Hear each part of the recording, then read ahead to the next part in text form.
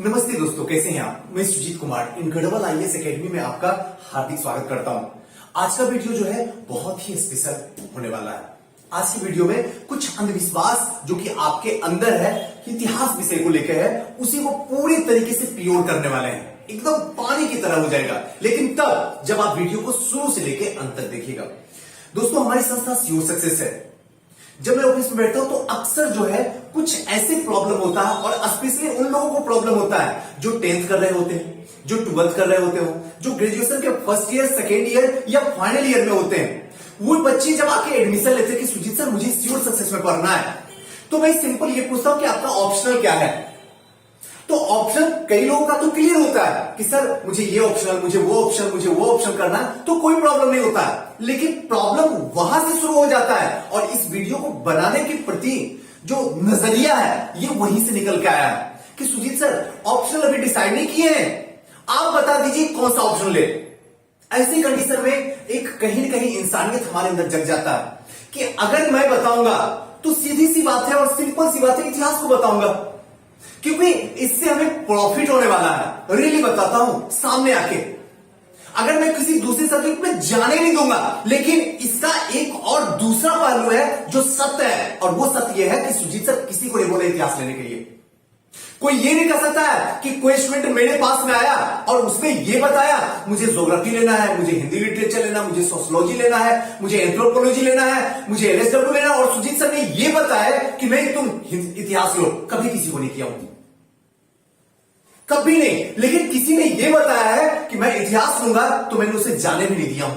मैं बोला बस इतिहास ले लिया हो, बस भूख को बढ़ा दो, क्योंकि हम तुम्हारे साथ हैं। ये सच बात है। लेकिन समस्या तब शुरू हो जाती है जब स्टूडेंट ये कहता है कि अभी डिसाइड नहीं किए हैं कौन सा ऑप्शन ले। ऐसी कंडीशन में मुझे आपके सामने आना पड़ता है। और दोस्तों, एक बात मैं और बता दूं कि इस वक्त जो है टोटल हिस्ट्री में ऑफलाइन जो है करीब करीब 47-48 स्टूडेंट है, और अगर ऑनलाइन में देखा जाए तो इतने ही के करीब करीब मामला है, 40-42 स्टूडेंट है।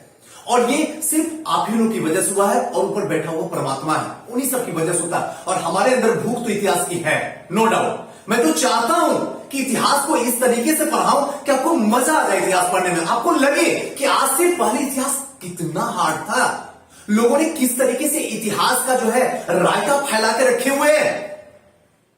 लेकिन वाकई में मैंने इतिहास को आसान किया, लोगों को यह बताया कि तुमको 2 महीने में मैं इतिहास पास करवा सकता हूं। यह ओपन चैलेंज है, ये बड़ी बड़ी बातें नहीं है, लेकिन इसके लिए स्ट्रेटेजी चाहिए और इसके लिए कंटिन्यूटी चाहिए, क्योंकि हमारा सिर्फ एक ही स्लोगन है, कंटिन्यूटी नहीं तो सक्सेस की कोई गारंटी नहीं है। मैं सीधा यही कहता हूं, जब भी कोई मुझसे मिलता है, ऑफिस में आता है, सुजीत सर इतिहास समझ में नहीं आता, मैं फटाक से अटेंडेंस खोलता हूं और देखता हूं कि इसका प्रेजेंटेशन कितना है, कितने दिन तक ये क्लास आया है, उसी अनुसार उससे बात करता हूं। अगर एब्सेंट है तो फिर समझने की क्या गारंटी है, फिर मैं इसमें क्या कर सकता हूं, कुछ भी नहीं कर सकता हूं। आइए दोस्तों, इतिहास के कुछ फायदे जो हैं, सबसे 5 इंपॉर्टेंट फायदे हैं, उसी के बारे में देखने की प्रयास करते हैं। सबसे पहला, इसमें कोई अपडेट नहीं है। 1857 की क्रांति हो या फिर सबने अवज्ञा आंदोलन हो 1930, इसमें कोई बदलाव नहीं है। वहां पे जाके मैं ये नहीं कर सकता हूं 1940 में हुआ सबने अवज्ञा आंदोलन, मैं ये नहीं कर सकता हूं भारत छोड़ो आंदोलन जो है 1951 में हुआ है। अगर ये मैं बोलूंगा तो सीधा सा एक ही मतलब होगा कि टीचर को आता नहीं है और बच्चे चले जाएंगे। इसमें अपने तरीके से कोई दिमाग नहीं लगाना है, जो है वही बच्चे को पढ़ाना है, वही बच्चे को समझाना है, और वही आयोग आपसे पूछेगा। और ये चीज आपको कोई दूसरा सब्जेक्ट में नहीं मिलने वाला, आप ढूंढ लो। और यहां पे मैं इतिहास की बड़ाई करने नहीं आया हूं, मैं इतिहास की सच्चाई बताने आया हूं, और ये ऑनेस्टली बता रहा हूं, इसमें कोई अपडेट नहीं है। और अगर ऐसा विषय कोई है यूपीएससी में से लेके पीसीएस तक में, तो आपको एक्सेप्ट करना चाहिए। और ऐसा विषय जो है बड़ा सौभाग्य से मिलता है, और ये सच बात है। लेकिन समस्या तो तब क्रिएट हो जाती है कि सुजीत सर इतिहास के साथ में तथ्य सार का संग्रह है, समय है, डेट है, पता ना क्या क्या है। अरे रुको, तो कुछ भी नहीं है, क्योंकि ये सब जो है वो प्रीलिम्स में पूछा जाता है, मेंस में नहीं पूछा जाता, ऑप्शनल में नहीं पूछा जाता, कहीं नहीं पूछा जाता है। अगर बिलीव नहीं है तो जाके एक बार सिलेबस को खंगाल के देखो।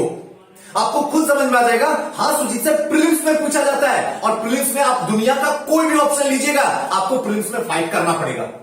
फिर है कहां समस्या, बताइए। तो सीधा सा मतलब इसमें कोई अपडेट नहीं है।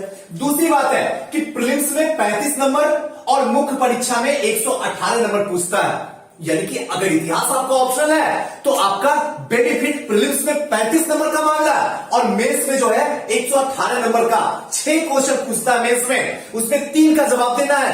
प्रत्येक क्वेश्चन 38 नंबर का होता है। 38 को 3 से गुना कीजिएगा तो 114 नंबर का क्वेश्चन है। बताइए इतना आसान है, आपका यहां समय बचा देगा तो फिर क्यों नहीं इतिहास लूं। सोचो, 1 मिनट सोच के देखो, क्योंकि इतिहास से आपका पीछा ही छूटने वाला है। अगर आपने ये सोच लिया कि सिविल सर्विसेज में आ गए और इतिहास से किसी तरीके से बच के निकल जाए तो संभव नहीं है। आयोग चारों तरीके से आपको घेर के रखा है। प्रीलिम्स में 35 प्रश्न, मेंस में 3 क्वेश्चन 114 नंबर का। जब मेंस में पूछ रहा है तो इंटरव्यू में क्वेश्चन तो आपसे पूछेगा ही पूछेगा। मैं ही 64th का इंटरव्यू ले रहा हूं, मैं पूछता हूं क्वेश्चन, और क्वेश्चन ये मेंस को टारगेट लेके पूछता हूं और सबसे पूछता हूं। जिनका ऑप्शन है उससे भी पूछता हूं, जिनका ऑप्शन नहीं है उनसे भी इतिहास मैं खुद ही पूछता हूं। और ये ऑनेस्टली आपको बताता हूं, और ये आपसे सबको ही पूछेगा, क्योंकि मेंस में पढ़ना है तो इंटरव्यू में जवाब देना पड़ेगा। है ना कमाल की बात, कितना शानदार सब्जेक्ट है। यानी यहां का टाइम जो है आसान से आप क्या कर सकते हैं, बचा सकते हैं। और सिविल सर्विसेज में पास होने के लिए समय की चोरी की जानी चाहिए। जिसको समय की चोरी करने आ गया उसका 100% है सिलेक्शन हो जाएगा, और इससे बेहतरीन चोरी करने का दूसरा कहीं कोई रास्ता ही नहीं। तीसरे पॉइंट पे आते हैं। सिलेबस नहीं है बड़ा, बल्कि ये व्यवस्थित तरीके से रखा गया है। कई ऐसे स्टूडेंट हो गए सुजीत सर, सिलेबस तो कभी एक बार आप खुद ही उठा लो। हम तो उठा ही रहे हैं, हम तो देख ही रहे हैं, न जाने कितने सालों से देख रहे हैं। बस आप एक बार मेरी बात को यहां से सुन लीजिए, उसके बाद जाके एक बार आप सिलेबस को उठाइए। सिलेबस को बड़ा नहीं किया गया है, बल्कि व्यवस्थित तरीके से सजा दिया गया है। फोर्थ एग्जांपल सुजीत सर, अगर डेमो दोगे तब मुझे अच्छे तरीके से समझ में आता है। आपकी कोई भी क्लास हो, आपकी कोई भी मोटिवेशनल हो, आपकी कोई भी बात हो, अगर आप डेमो रखते हो तो दिमाग जल्दी कैच कर लेता उस बात को। आप अल्टीमेटली सोचिए, आपके पास में 2 मेहमान घर में आए हैं। एक के थाल में जो है पूरा वो हलवानी थाल होती है ना, यहां सब्जी रखना है, यहां खीर रखना है, यहां रोटी रखनी है, यहां पे सब्जी रखनी है, सब कुछ एडजस्ट किया जाए। और एक दूसरे मेहमान जो है वहां पे क्या करो कि जहां पे सब्जी है 2-3 सब्जी को एक साथ मिक्स कर दो, रायता को एक साथ मिक्स कर दो, मिठाई को जो खीर है उसके साथ में हलवा को मिक्स कर दो। तो क्या दिक्कत है, जगह तो कम मिला लेकिन मिक्स तो कर दिया गया। और लास्ट में जब खाने लगोगे तो सबको अलग अलग करके खाना पड़ेगा। एक साथ खाओगे तो फिर टेस्ट ही खराब हो जाएगा। वही सब्जेक्ट है। यहीं पे अगर पीसीएस में देखिएगा तो यही तमाशा है। पीसीएस में आप कौन से सब्जेक्ट को सोचते हो छोटा हो, कोई बताओ। एलएसडब्ल्यू में छोड़ दिया जाए तो कोई ऐसा सब्जेक्ट बताइए जो छोटा हो आपकी नजर में। कोई छोटा नहीं है, बल्कि उसको व्यवस्थित तरीके से नहीं रखा गया है, इसलिए आपके नजरिए से वो सब्जेक्ट छोटा है। अगर मैं ये बता दूं कि आपने देखा होगा 1917, क्योंकि सिंपल ये सब जानती इसलिए मैं बता रहा हूं। 1917 में चंपारण आंदोलन शुरू होता गांधी जी का। वहां से लेके भारत छोड़ो आंदोलन 1942 तक में आपका कितना सारा कहानी है। अगर मैं इसको गांधी युग लिख दूं तो क्या गुना है, आप तो जरा बताओ। आप ही बता के देखो। गांधी युग 1917 से लेके 1947 तक का टाइमिंग है। अगर ये लिख दूंगा तो क्या हमें ये लिखना पड़ेगा चंपारण आंदोलन क्या था, चंपारण आंदोलन के कारण क्या थे, चंपारण आंदोलन के परिणाम क्या है, सबने अवज्ञा के आंदोलन के कारण क्या थे, सबने अवज्ञा आंदोलन के परिणाम क्या है, भारत छोड़ो आंदोलन के कारण क्या थे, भारत छोड़ो आंदोलन का प्रभाव कैसा हुआ, भारत छोड़ो आंदोलन का परिणाम कैसा हुआ। ये सारी की सारी कहानी लिखते लिखते पूरे के पूरे इतने लंबे सिलेबस हो जाते हैं। लंबा है कहां। अगर इसको गांधी युग लिख दिया जाए तो पूरा 1917 से लेकर 1947 तक में सब कुछ सिमट जाता है। अगर जनजातीय आंदोलन लिख दिया जाए तो पूरा का पूरा जनजातीय आंदोलन से 1857 की क्रांति तक सब कुछ सिमट जाता है। फिर बड़ा है कहां, आप ही बताओ ना। बस डिटेल में दे दिया, आप उसको बड़ा लेके चलते हो, जबकि बड़ा कुछ भी नहीं है। बाकी सोचना आप ही को है। आइए, जब कोई भी वैकल्पिक विषय समझ में नहीं आता है तब आप आंख बंद करके इतिहास पे भरोसा कर सकते हैं एकदम 100%। जब कुछ भी समझ में नहीं आ रहा ना, इतिहास लेके आगे बढ़ जाइए। इतिहास कभी डूबने नहीं देगा आपको। एकदम ओपन चैलेंज है। और इतिहास ऐसा सदाबहार विषय है कि आपको अगर अच्छे तरीके से जी लिए तो ये जीने के साधन आपको दे देगा, एक दो नहीं हजारों साधन दे देगा। ये खासियत इतिहास में है। आप एक बार इतिहास को जी के तो देखिए, क्योंकि हम लोग जिंदगी जीते ही है इतिहास बनाने के लिए।